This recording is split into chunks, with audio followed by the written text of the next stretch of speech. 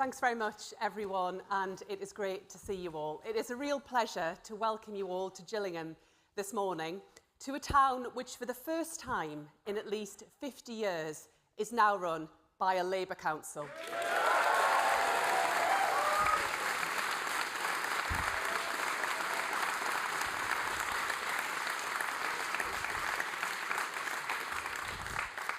Britain has changed, Labour has changed, and the challenge ahead, not just in Gillingham, but across our country, is for Labour to change Britain.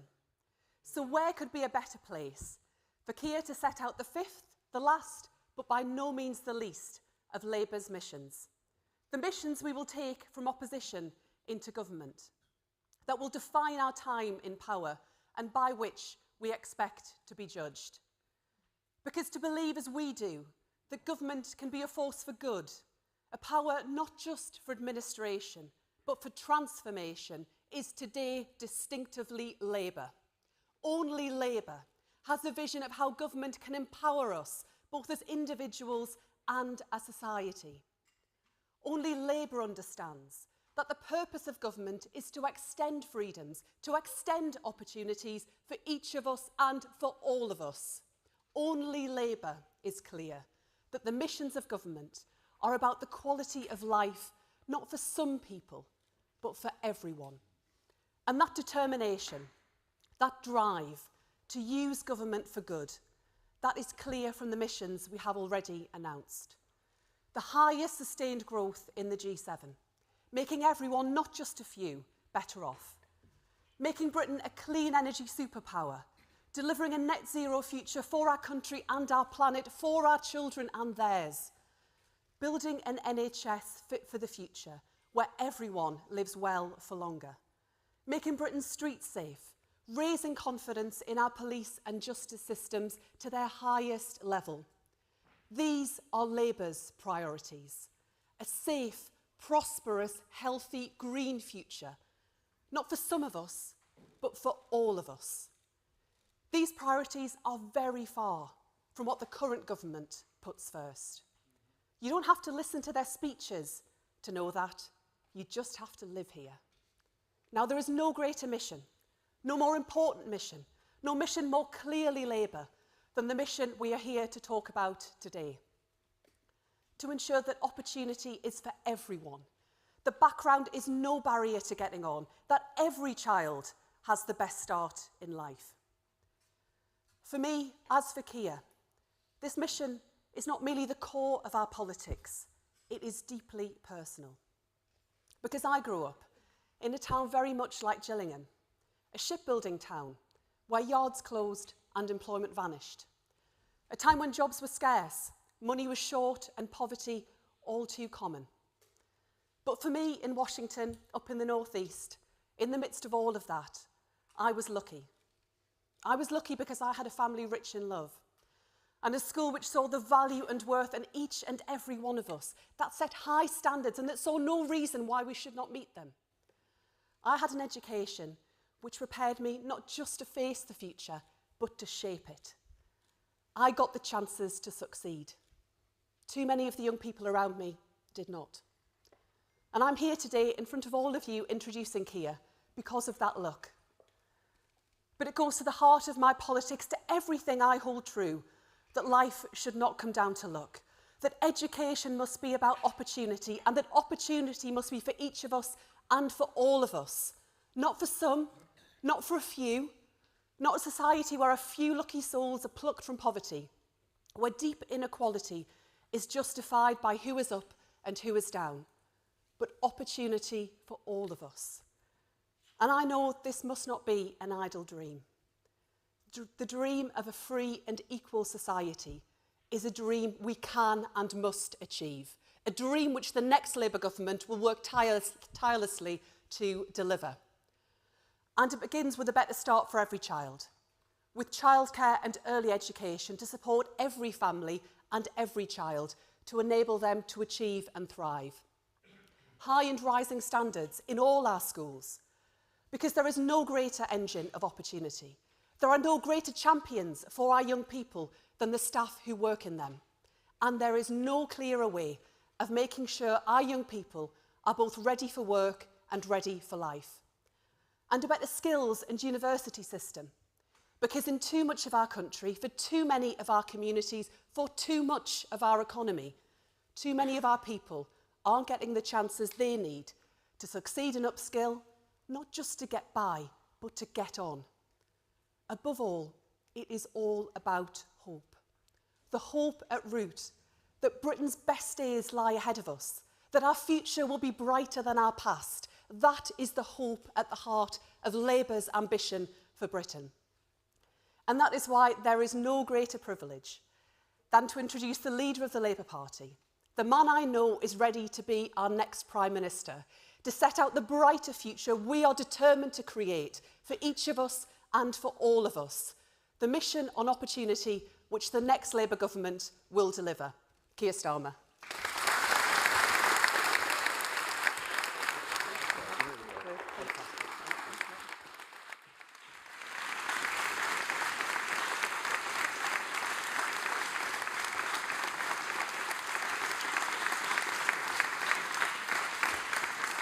Thank you, Bridget.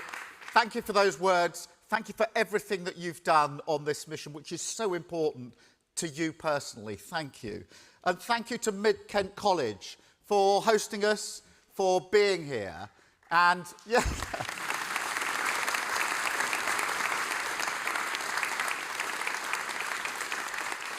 Do you know, it's fantastic to be able to launch a mission which so many of you have devoted your lives to. So thank you very much for that. Now, one of the things I learnt from my teachers is that persuasive argument depends on clear objectives. So let me say that this speech should demonstrate two things. One, that Labour has a plan to tear down the barriers to opportunity that hold this country and its people back. Two, that I see this mission as our core purpose and my personal cause. To fight at every stage for every child the pernicious idea that background equals destiny. That your circumstances, who you are, where you come from, who you know, might shape your life more than your talent, your effort, and your enterprise.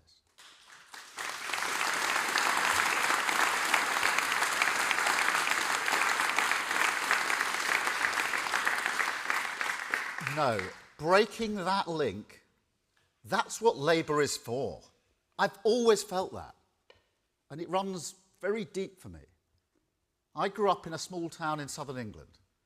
We had a semi-detached house, pebble-dashed, as I think I may have mentioned previously, with mum, dad, 4 kids, 4 dogs, and a blue Ford Cortina outside. This was the 1970s. And I'm not pleading poverty, not at all. But that's just how life was. But I do look back now and think I've been on a journey.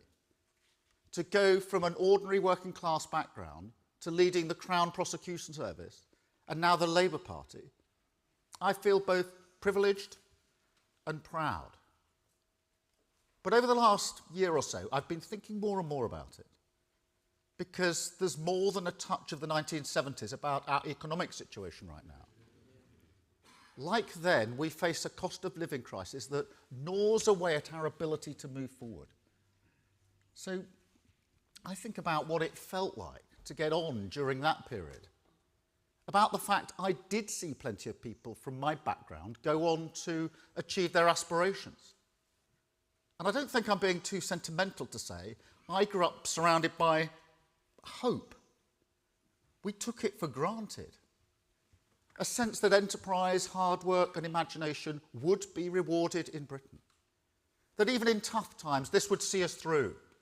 That things would get better for families like ours. Now, my parents didn't just believe this. It comforted them. It's what everyone wants for their family. More than a British value, a story we still tell to our children. Work hard and you can achieve anything. Work hard and you will get a fair chance in Britain. The question is, do we still believe it? Do you look around our country today and believe, with the certainty you deserve, that Britain will be better for you or your children? Because you should. That's something we should be able to trust, all of us. An unwritten contract, a bond of hope between citizen and country, generation and generation. So I promise you this, whatever the obstacles to opportunity, wherever the barriers to hope, my Labour government will tear them down.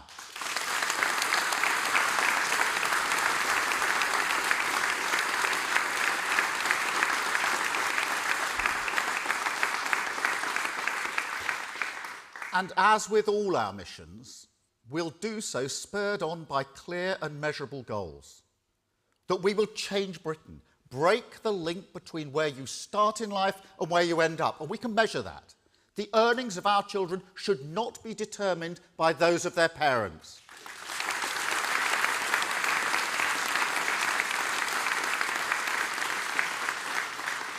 And make no mistake, from where we are now, that's an ambitious target.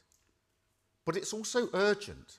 This is the world of artificial intelligence, of technologies that stretch the boundaries of our imagination. We've got to meet with an open mind, turn our gaze towards our children's future, and make sure we're preparing them for life and work in their Britain. As I said in Leith recently, the industries of tomorrow can come to our shores, but the rest of the world is pushing forward as well. The race for the future is unforgiving, so we've got to move fast. Must unlock the potential that is in every community, grow the talents of every child. And this means we've got to get to the bottom of a challenge with a long history. The roots of this are deep. In part, it's about security, and especially the diminishing access to affordable homes. When I think back to the 1970s, to the cost of living crisis we faced then, that Pebble Dash semi my parents owned, that was my springboard, the secure foundation that gave us stability as the world beyond our front door became more uncertain. It's about community as well. For a long time now, too many people have had to leave theirs to find success, had to get out to get on. And when talented young people start to leave a town, it becomes hard to break free from that dynamic. It's a vicious cycle. It leads to communities, far too many in this country, where the only jobs on offer are low paid and insecure. And insecurity is the enemy of opportunity. It places barriers, not just economic barriers. Reinstate your pledge for 28 billion per year. I gave on the mission on green power, we did that last one. We've done that one. Will you just... Which side are the Labour Party on? We are on the side of economic growth. Will you just let me please get on with this? Thank you very much. Stop making U-turns here. We have already... will you just let me finish this and I'll come and talk to you about it? Thank you very much. We've tried to speak to you about it, but you haven't replied to us, Keir. Look, we need a Green New Deal right now. Look, and you keep making my last U-turns speech was about this. Will you please, there's lots of people who want to hear this. Please don't drown them out. Please don't drown them out. Thank you very much. Thank you very much. Thank you very much. Thank you. Thank you very much. Thank you. Thank you very much. Right now. I think they may have missed the fact that the last mission I launched was on clean power by 2030, which is the single most effective way to get the green future that they and many others want.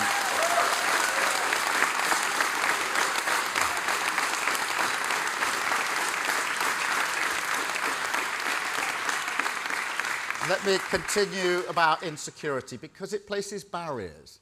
Not just economic barriers, subtle barriers in the minds of working people. Chips away at the stability of family life, the reservoirs of confidence that people from less privileged backgrounds need to get on. I'm sorry to say it, but that's what the cost of living crisis is doing right now, what the Tory mortgage bombshell is doing, what the total collapse of house building is doing.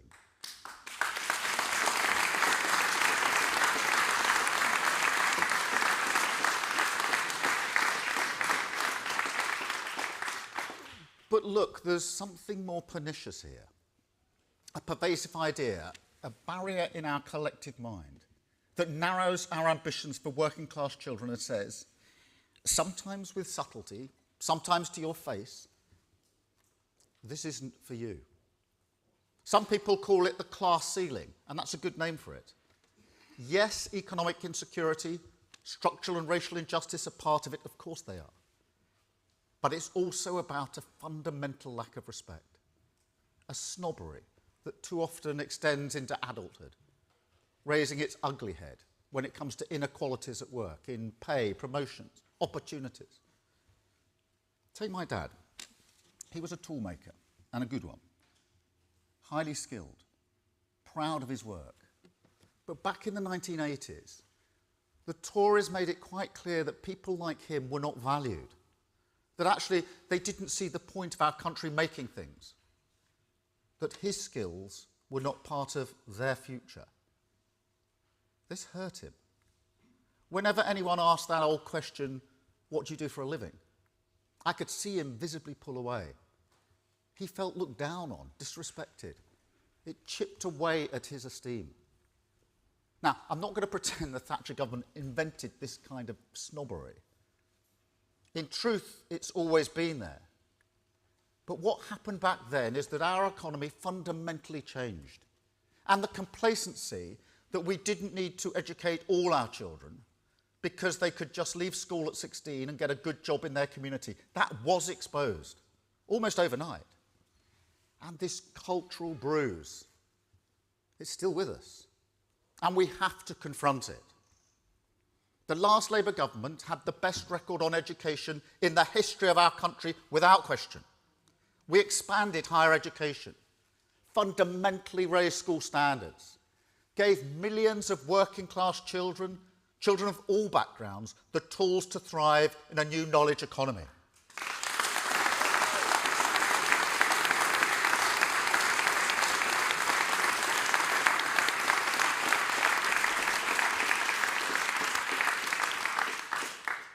But honestly, we didn't tackle this, didn't eradicate the snobbery that looks down on vocational education, didn't drain the well of disrespect that creates and that cost us, because when economic success began to cluster in fewer communities, when the penalty of not going to university became more severe, that left us without a response, chasing the future, unable to prepare all our children for work and life in their Britain. So these are the two fundamental questions we must now ask of our education system. Are we keeping pace with the future, preparing all our children to face it? And are we prepared to confront the toxic divides that maintain the class ceiling? Hold them in your mind, because if they were a rumble of concern 13 years ago, they're a deafening roar now. Rishi Sunak has given up on education reform. He's not interested in our children's future. And if you think that's unfair, then let me remind you what happened during the pandemic when he, as Chancellor, cancelled the National Recovery Plan. After our children, and working class children in particular, gave up so much for the greater good. So for his Tory party to turn around afterwards and repay their sacrifice with nothing, to sit there twiddling their thumbs as teachers leave in their droves, school buildings start to crumble, and absenteeism goes through the roof. That's shameful.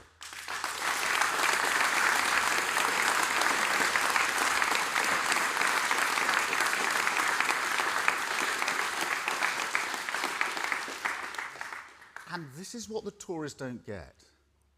Those two questions, remember them? Can we prepare all our children for the future? Will we confront the divides that maintain the class ceiling? They're one and the same. I'm serious. The sheep and goats mentality that's always been there in English education, the academic for my kids, vocational for your kids snobbery, has no place in modern society, no connection to the jobs of the future.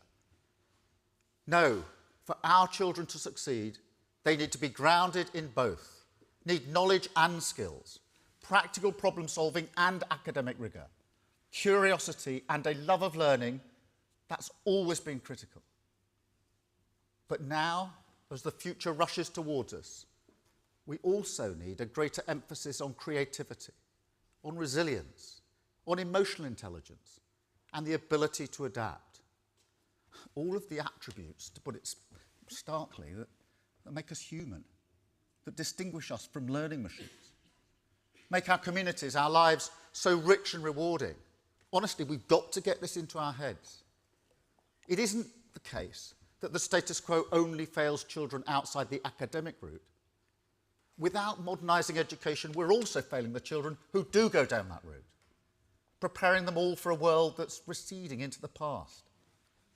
So, just as I will bulldoze through planning laws to reignite the dream of home ownership, just as I will take the tough decisions necessary to win the race for the jobs of the future, rebuild the secure foundation opportunity depends upon, the safer streets, the cheaper, clean electricity, the NHS fit for the future, sustained growth in every community, so too will I introduce a curriculum fit for the digital age. So too will I fight for vocational training to be respected as much as university education. So too will I drag our education system into the future and shatter the class ceiling.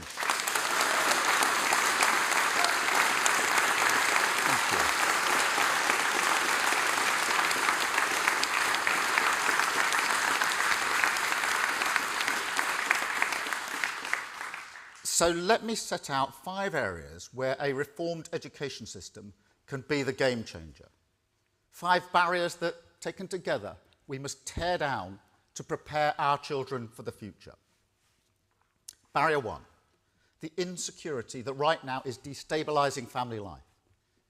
Education is part of our response, part of the strong foundation our children need to get on, most of all in the early years, which we all know from all the evidence are so crucial to lifelong flourishing. Let me tell you about Osob. This is a constituent of mine from Camden.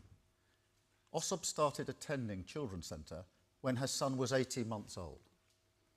At the time, she was sleeping on her mum's floor, suffering from depression and poverty. Now, thanks to the work of that Children's Centre, kept open by a Labour council, she's managed to get on her feet, a flat of her own, tailored support for her son, now diagnosed with autism, on his language development, and a place for him at the nursery. Osob is a parent's champion in our community now. A life turned around. But now, after the wreckage of the past 13 years, her story is becoming rarer and rarer. Now, I won't mince my words. Rebuilding these services is going to be difficult. But we can start that journey with a clear target: to boost child development with 500,000 more children hitting their early language targets by 2030.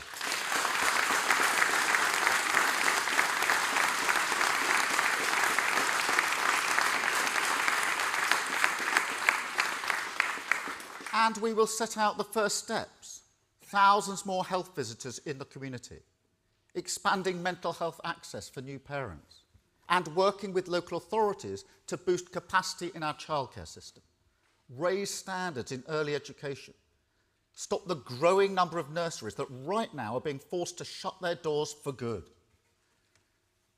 Barrier 2, confidence. It sounds simple, but all the teachers here will know just how important it is. In every class there are kids who have so much ability and talent, but who struggle to find within themselves the confidence to express it, the belief that their ideas matter, the voice to speak up. This is a subtle and significant layer of the class ceiling. Don't doubt that. The inability to speak fluently is one of the biggest barriers to opportunity. And also, it's a massive challenge left behind by the pandemic, particularly in early language development. Just think for a moment how sad that is. Watching those first playful steps towards expression, that has to be one of the greatest joys of parenting, of life even. But it must also be one of the greatest anxieties if your child is struggling. So let's take this on. Let's raise the importance of speaking skills, oracy as some academics call it, because these skills are absolutely critical for our children's future success. First and foremost, of course, for academic attainment. Talking through your ideas before putting them on a page, that improves writing. Structured classroom discussion deepens thinking.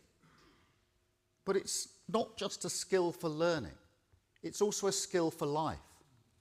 Not just for the workplace, also for working out who you are, for overcoming shyness or disaffection, anxiety or doubt, or even just for opening up more to our friends and family.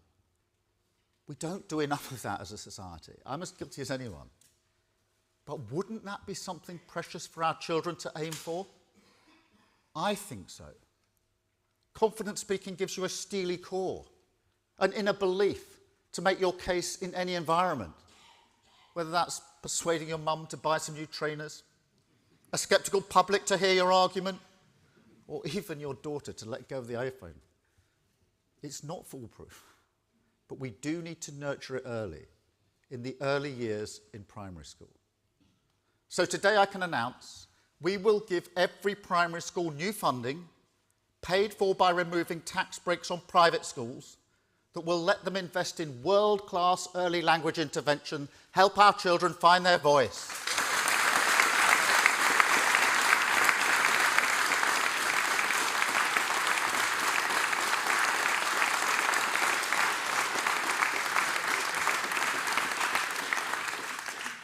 Barrier 3, an outdated curriculum. The mentality that cleaves to a comfort zone, a conservatism, that refuses to re-examine whether what we teach our children should keep pace with the world outside. I say in no uncertain terms, it should. Because the race is on. All around the world, the best in class are rethinking their curricula. And every one of them is putting greater creativity front and centre, including countries like Estonia and Singapore. So today we start to catch up.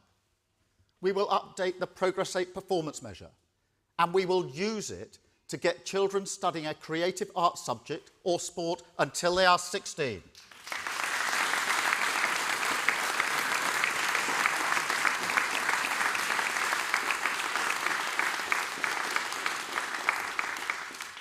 But we will also go further. We'll weave oracy through a new national curriculum that finally closes the gap between learning and life, academic and practical vocational skills, school and work. A curriculum that will finally crack the code on digital skills too. We've got to address this.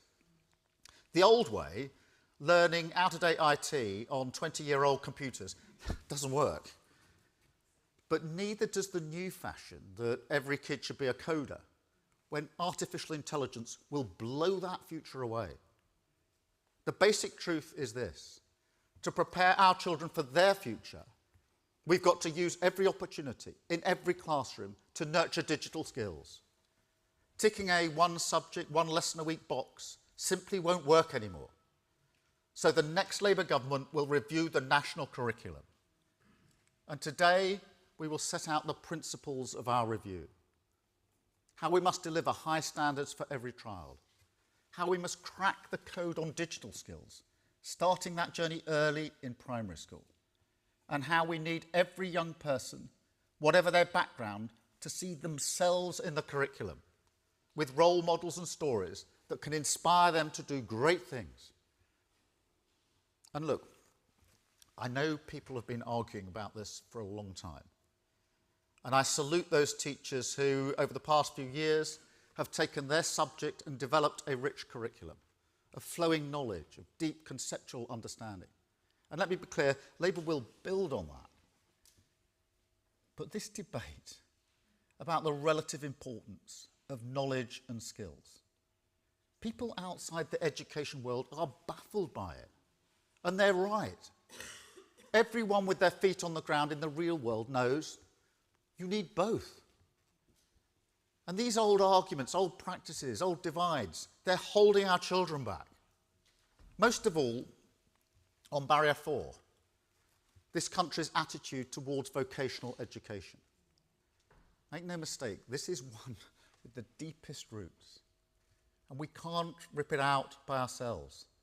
This has to be a shared undertaking. It's not just businesses, colleges and parents, it's the whole of society. We've all been shaped by the class ceiling. We have to remove it. And there are steps we can take today. First, a practical goal that will drive us forward, to give more people than ever access to the best quality post-19 training. Next, a proper national skills plan led by a new body, Skills England, that will work hand in glove with our industrial policy and make sure we can compete in the race for the jobs of the future. And finally, a new growth and skills levy that doubles down on apprenticeships, high quality apprenticeships, and that looks again at the full breadth of formal training available, identifies the best options and gives businesses greater flexibility to invest in them. Whether that's the tech boot camps that can train AI experts in a week, the technical courses that can prepare young people for the engineering jobs they need in clean energy, or the traineeships that can give kids a foot in the door in the first place. Finally, 5. The soft bigotry of low expectations. An old barrier, but one that always needs more work. Now, before anyone says it, I know that's something that Michael Gove said. I didn't agree with everything he did in education, clearly, but when he said that, it was an important strike against the class ceiling, an acknowledgement that school standards are the most fundamental front line in the battle for more opportunity. And whatever else you thought about education in that period, the Tories simply don't care anymore. They're not interested in raising school standards. How can they be, when the number of teachers leaving the profession is at record highs? When in parts of the country, adverts for a maths or science teacher get no applicants? We've got to turn this around urgently. That's why we'll tackle the retention crisis by rewarding great new teachers who commit to a career in the classroom. Why we'll recruit more teachers in shortage subjects, over 6,500 more. And why, to support high standards, we will reform Ofsted so that it works for parents and children once more. Safeguarding review should happen every year. And parents deserve a clearer picture on how their children are being educated. Not a one-word judgment, a whole dashboard. This is the formula. Effective accountability, high-quality teaching, a curriculum that prepares you for life and work. That's what Labour will deliver, high standards for all of our children.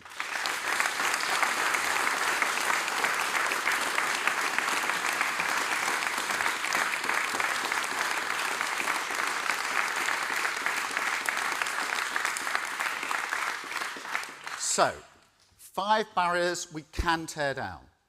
A new plan for a new future. The road to respect and shattering the class ceiling. You know, in Somerstown, in my constituency, one of the poorest areas in London, kids can look out of their window down at King's Cross and Granary Square and see out there a glittering world of opportunity. Construction everywhere.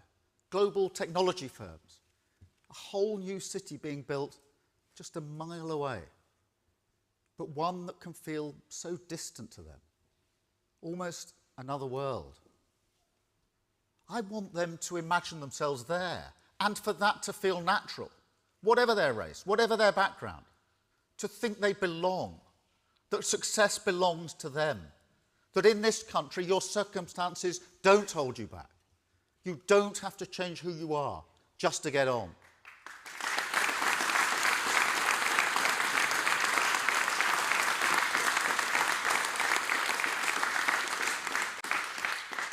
And this isn't a zero-sum game. If we grow the talents of every person in this country, that benefits everyone. Think about it. The sharp elbows, the ladder pulling, the all-consuming fear of failure. It all springs from the same well as my dad's feeling of disrespect.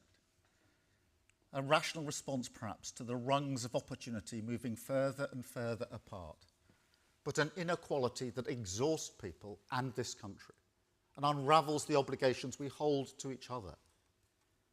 This is what my political project, my mission is about. Because if we do shatter the class ceiling, that's the prize. A nation, once again a community. A country where we share a stake in every child, not just our own. A Britain with its future back. United, moving forward, standing tall, that delivers security, backs aspiration, opportunity for all, and believes, truly believes, that the future will be better for its children. Thank you very much. Thank you. Thank you.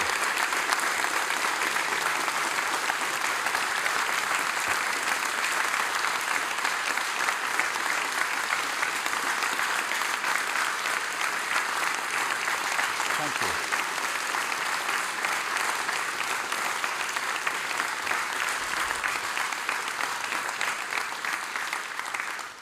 Thank you very much. We're now going to take some questions from the media. Beth Rigby, I'm going to come to you first. Thank you, Keir Starmer. Beth Rigby, Sky News. Keir Starmer, your mission is to make sure every child isn't held back by their background. You've said you want to get state schools to the same level as private schools, but it needs more than words. It needs resource. The National Association of Head Teachers have welcomed your reforms, but they have also said this, that it needs significant additional investment will be needed for schools, that they need the more resource. So will you commit to more investment for schools and education ahead of the next general election to fulfil your mission beyond what you've already set out? Thank you. Yeah, but the approach I've taken in this mission and all our missions is to set out the change that we need to make and why we need to make it, in this case removing those barriers to opportunity, and where that involves money, as this mission does, to explain how much and where it's going to come from. And obviously that getting rid of the tax breaks for private schools, the VAT, does yield over £1 billion, and that we will use for the jobs and for the initiatives we set out, including recruiting 6,500 new teachers, including the retention payment for existing teachers, and to create the framework in which they're better respected. So that's the approach we've taken. On the broader question of funding, what I would say is, look, a Labour government always takes education seriously. It is now possible to compare these 13 years with the 13 years under a Labour government, and you can see the difference, the emphasis on education and the quality of education. That's why I said what I did about the last Labour government. Obviously, as we get closer to an election, we will send out in even greater detail our funding. We can't hide from the fact we're going to inherit a really damaged economy after 13 years of failure. Can't hide the fact that we're going to inherit failed public services that are on their knees or on their face after 13 years of neglect, and we have to take hard decisions. But we will set that out as we go forward, and bear in mind and hold in your mind just what the last Labour government did on education. Thank you, Beth. Chris, can I come to you? Thank you. Chris Mason, BBC News. Tomorrow's going to see another day of disruption and missed education for many, with plenty of teachers out on strike. Realistically, why should we believe you'd be any better placed to sort this out, given, as you acknowledge, the constraints you might inherit economically? Because if I was Prime Minister, I had the privilege to be Prime Minister, and Bridget Phillipson was the Education Secretary of State, I would ask her and tell her and require her to get in negotiating every day of the week until it was resolved. The government is sitting it out. They've got to.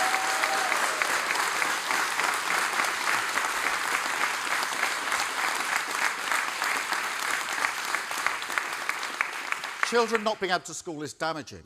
Everybody knows that. Teachers know it. Nobody wants this industrial action. We have to resolve it. The government's got a report, a recommendation. It's sitting on it, doing nothing. And in the meantime, it's not having the negotiations. So get in the room, negotiate and sort this out and get our schools back working. Thank you, Chris.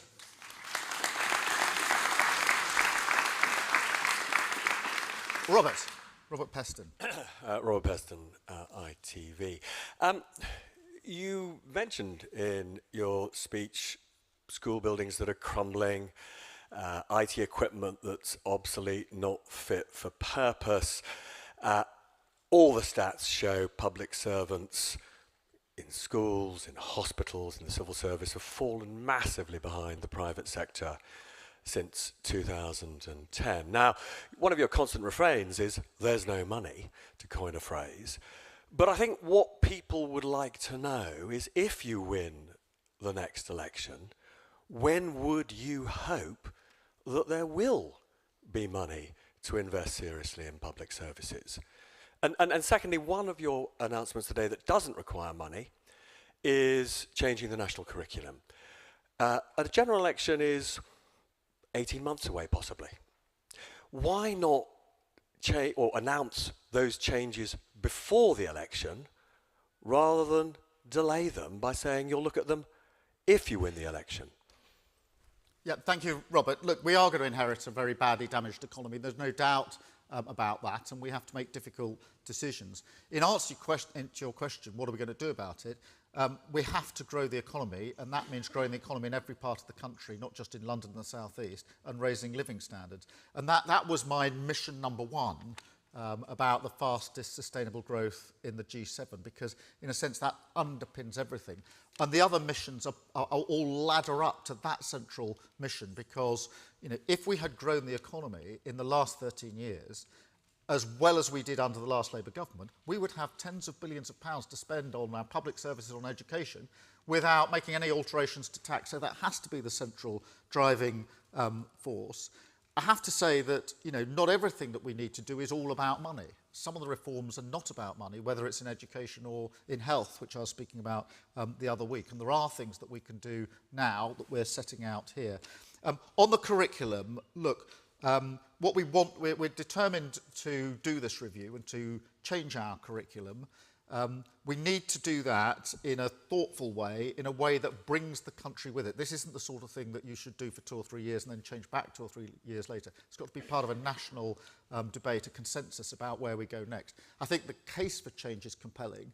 I've set out the principles that we would want to underpin the review, but I do think it's best that that review is done in government when we've got the ability to bring everybody together behind what will be a really important change in our education system. Thank you, Robert. I've got Peter Walker from The Guardian. Next. Peter. Hi. Keir, study after study has shown that child poverty is a massive determinant of educational and social outcomes for young people. When Labour came to power in 1997, that was the defining mission that they brought with them. We've now reached the end of your 5 missions, and poverty, and in particular child poverty, has, as far as I've noticed, not really got much of a mention. Now, while I understand you can't set out any fiscal details until closer to the time, is it one of your defining missions? And if so, what are you going to do about it? Peter, firstly, let me acknowledge the role that poverty plays, poverty and insecurity in this. And just as the last Labour government was laser focused on poverty, so will any incoming Labour government. Some of the issues I've set out in other missions are relevant to this. So, for example, what we're saying about housing, about affordable housing, security, etc., are very, very important to poverty. And the economic situation, the security of growing our economy, and the way we will grow it in every community so that living standards of every family go up, because in the end, that's the way to deal with poverty. But poverty is sort of the foundation, if you like, along with others, in which these missions, or getting rid of poverty, is the foundation in which these missions sit. So there is, in each mission, there are strands on poverty, as in this mission. But, the resolve to deal with poverty will be just as great in an incoming Labour government as it was in the last Labour government. Thank you, Peter. Lizzie from the Mirror. Hi, Keir. Lizzie Buckham from the Daily Mirror. The Labour government in Wales, Andy Burnham, Sadiq Khan, the teaching unions, and a recent poll showed 89% of Labour members support expanding free school meals to primary school children as a tool to boost attainment and ensure kids don't go hungry. Why won't you consider it? Lizzie, thank you. I mean, this is a healthy debate in the country and in the Labour Party, and obviously a number of councils and in Wales and mayors have committed to it. We've taken a different route, which is to go down the route of breakfast clubs and other structured support rather than go down that route. Of course, we want to move forward, but we are constrained by the economics, and we are constrained also by this question of whether that is the best targeting of the resources that we've got. But we've gone down the route of breakfast clubs, but other councils and Wales have gone down a different route. And it's a debate we should welcome as an ongoing debate about what's the best way here to move forward. Thank you, Lizzie. I've got Harriet from the Daily Mail. Harriet Line, the Daily Mail. You've spoken today about the cost of living pressures facing families across the country. Do you agree, as your candidate in Uxbridge says, that now is not the right time to expand ULEZ? Thank you very much for that. Danny Bills is our candidate in Uxbridge, very good candidate too. And he is rightly raising concern on behalf of what he hopes will be his constituents in relation to ULEZ, because we all understand the impact it has financially. I think it's important when we have this discussion to properly recognise the context. There is a legal requirement to deal with air pollution. So it's not just a political choice that is made in the abstract. It's got to be, and that's why ULEZ was, the first ULEZ was introduced by a Tory mayor. So, you know, for the purposes of the by-elections, it's being used as a party political tool. But actually, the legal framing of it is there in legislation, which nobody can escape. And the first to put a ULEZ scheme in place were actually a Tory administration. But Danny Bills is right to say what he said in sticking up for what he hopes will be his constituents. Thank you, Harriet. I've got Steph from the Daily Express. Thank you. Steph Sparrow from the Daily Express. There are concerns that gender-neutral toilets in schools increase the risk of girls being harmed.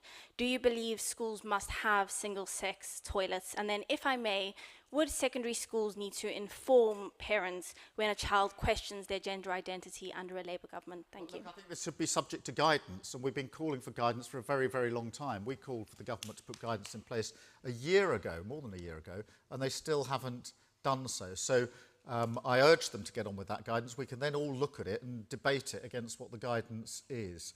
And, you know, I say to the government yet again, bring that guidance forward. Let us look at it. Let us have a debate about it. And then, with a bit of luck, we can move forward in a way which puts protection and well-being of children at its heart and not political point scoring. Thank you very much.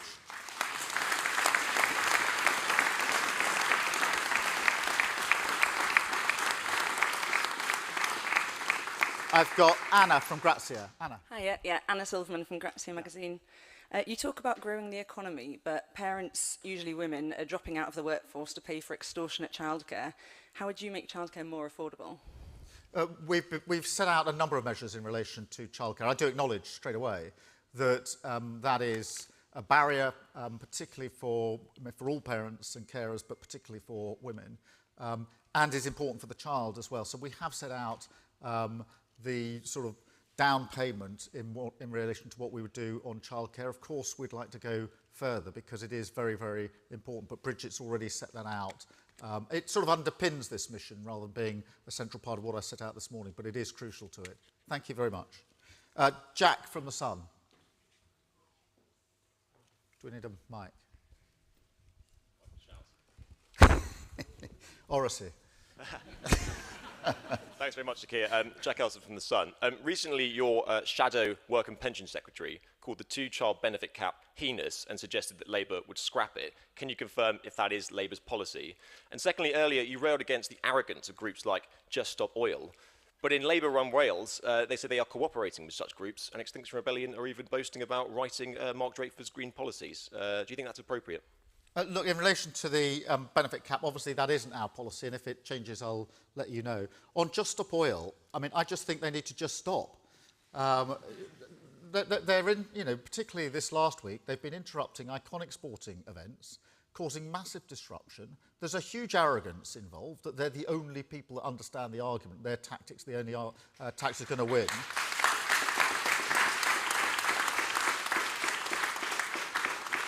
And when I put what they're doing against what we set out in our mission about clean energy, about net zero, you can see the difference between, you know, protest and power.